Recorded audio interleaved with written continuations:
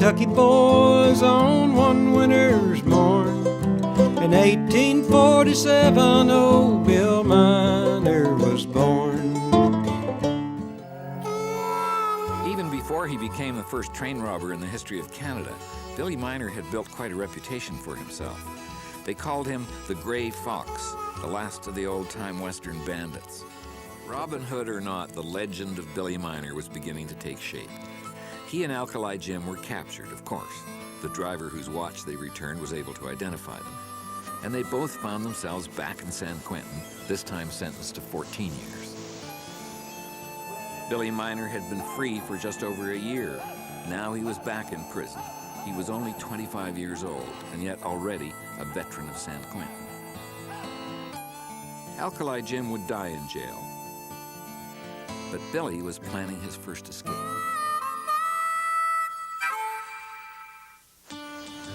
Billy Miner had served only 3 of his 14 years when he managed to escape from a work party and flee into the hills around San Quentin. He was caught within hours. He got 20 lashes and 9 days in the dungeon. He was finally released after nearly 10 years, getting 4 years off for good behavior. He promised he'd leave California and go north to Washington, where he had a sister. He also promised to find work as a shoemaker, a trade he had learned in prison. Billy Miner did not look for work as a shoemaker. He went back to his real trade, robbing stagecoaches. In November of 1881, he got $3,700 from a stagecoach just after it left Sonora. 3 weeks later, he was arrested near Sacramento. A few days before Christmas, he was sentenced to 25 years. Billy Miner was back in San Quentin, where he would watch the old century go out and the new one come in, and serve 20 years of his 25-year sentence. When the prison gates opened on a bright June 17th of 1901, Billy Miner was finally released. He was nearly 55 years old. He had spent a total of 33 and a half years of his life in San Quentin. Now he was about to bring his talents to Canada.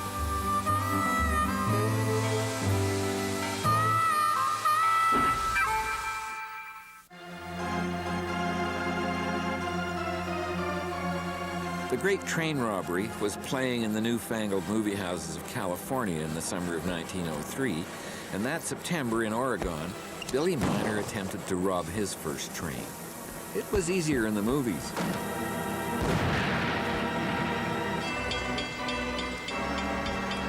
With 2 other would-be robbers, he put up a set of red signals to stop the oncoming train, but they put them on the wrong side of the tracks for trains coming in the opposite direction. So the engineer of the train they wanted to rob simply ignored them and didn't even slow down.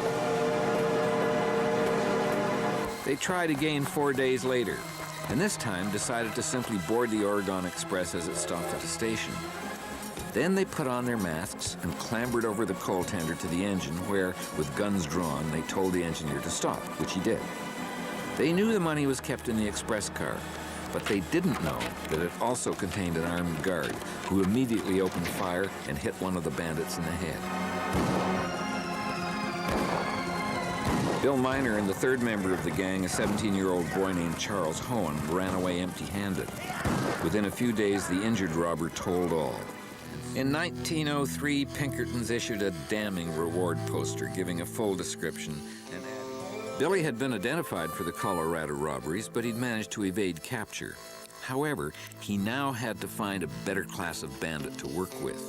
He got one when cowboy Jake Terry got out of jail. It was with Jake Terry and a small-time crook named Shorty Dunn that Billy Miner set out to make Canadian history near the small British Columbia town of Mission in September 1904. Jake had simply telegraphed the CPR Express agents, telling them to leave the safe open because the combination had been lost. When the CPR Express stopped for water outside Mission, they clambered aboard and simply put a gun to the engineer's head. Being Canadian, the engineer understood the implications immediately. Bill and the gang got away with $1,000 in cash, $6,000 worth of gold dust, and a package of Australian bearer bonds worth about 50,000 pounds sterling, a lot of money in 1907. Billy Miner and his gang were never charged with the first train robbery in the history of Canada. They actually got away with it. But they wouldn't be as lucky with the second. This time, he and Shorty Dunn and a 28-year-old drifter named Louis Cahoon decided to rob the CPR train just east of Kamloops. The Royal Northwest Mounted Police were called in, along with the BC Provincial Police and some native trackers. It wasn't long before they were all posing for their portraits as the men who had captured the Grey Fox. Bill gave his name as George Edwards and claimed he'd never heard of anyone called Billy Miner. But it didn't last. He was soon identified and stood trial in Kamloops. Canadian. For robbing the CPR of $15.50 and a bottle of guitar pills, Louis Cahoon got 25 years. Shorty Dunn and Billy Miner were sentenced to life in the BC pen. Billy Miner was getting ready to make his only successful escape.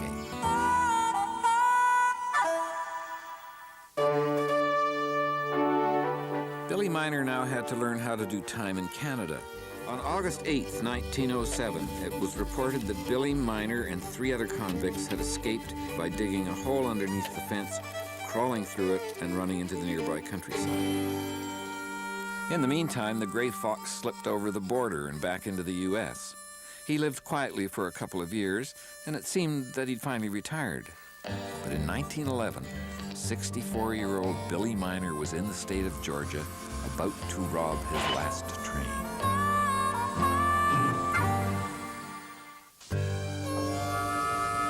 On February 11th, 1911, Billy Miner and, as usual, 2 younger accomplices took part in the first train robbery in the history of the state of Georgia. They got $2,200. 4 days later, they were captured. Bill was sentenced to 25 years. He'd given his name as George Anderson, but pretty soon, all of Georgia realized just who it was who had robbed their train at White Sulphur Springs. Billy became one of the first residents of the newly opened Milledgeville prison farm. It was a state-of-the-art facility in 1911. They worked in chain gangs during the day, and at night, prisoners were kept chained to their barrack-style beds, black convicts chained on one side, whites on the other. When Billy Miner came here, Milledgeville State Prison was brand new, and he was a celebrity. The local newspapers were full of his exploits. On October 17, 1911, the chairman of the prison board, one Robert E. Davidson, visited the prison and asked Bill Miner to keep his promise not to escape. The Grey Fox is reported to have replied, "Old Bill keeps his word. I am going to stay right here as promised." He escaped at 2 o'clock the next morning. Much to everybody's embarrassment, as you might imagine. He had told the visiting dignitaries that he was all in, but the Georgia press reported that he was now all out. Within a couple of weeks, it was all academic. Bill was recaptured and brought back to Milledgeville, where he sat on the porch and continued giving interviews to the local media. He was now accepted as a celebrity, and he relished it. The prison authorities let their guard down. And in June 1912, Billy Miner escaped again. He was only months away from his 66th birthday. And the second escape was the kind of your classic prison breakout. I mean, they just sawed the bars on the windows and tied the mattresses into ropes and lowered themselves out of that second floor window and headed off down towards the Oconee River, which runs along the edge of town here in Milledgeville. Less than a week after the escape, Billy and the other surviving convict gave themselves up to a search party. They had spent 4 days and 4 nights in the swamps. Billy never recovered from his time in the swamps. He was taken to the prison hospital suffering with gastritis. And on September 2nd, 1913, in his 67th year, the last of the old-style Western bandits died. The citizens of Milledgeville had a collection to pay for his funeral, and he was laid out in what was then the local funeral parlor for 4 days, while the citizens paid their last respects. And you get headlines going across, "He will go hurtling through Georgia history." And he was. I mean, his picture when he died was, the president's picture was in the same edition, and his was bigger than the president's. Bill Miner had aliases all his life. He was always a slippery character, so I think it's particularly ironic that the information on this stone is inaccurate. It says the last of the Western Bandits, of course, born in 1843. In fact, he was born in 1846. And here we have him dying in 1914. He actually died in 1913. He was reticent and shadowy all of his life and loved to flummox people. He would just, I think this would be perfect for Bill.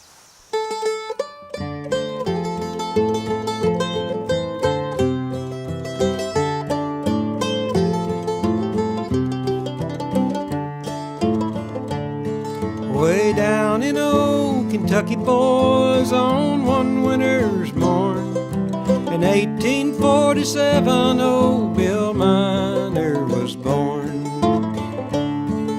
But nothing ever suited Bill, at least that's what they say. And at the age of 13 years, one night he ran away. From a ranch to California ranch, he did his life enjoy. When asked his occupation, there he would reply, cowboy. With a Rocky Mountain highwayman, Bill Leroy, some say, they robbed until Leroy was hung, and old Bill got away. In Turkey and in London, 'twas there he could be free. A desert raider, slave trader, he soon became, you see. Running guns in Rio, in South America, then robbing trains in the diamond fields of old North Africa. Hands up, boys, hold 'em steady, the usual command. From old Bill Miner, the gentleman bandit, a 6-gun in his hand. Robbing trains all his life, he would often say, ain't no jail that can hold me, I'll surely get away.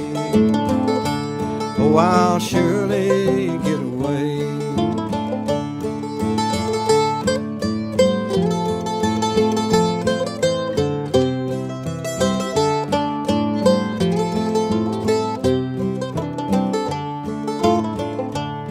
Back home in California, he robbed the Sonora State.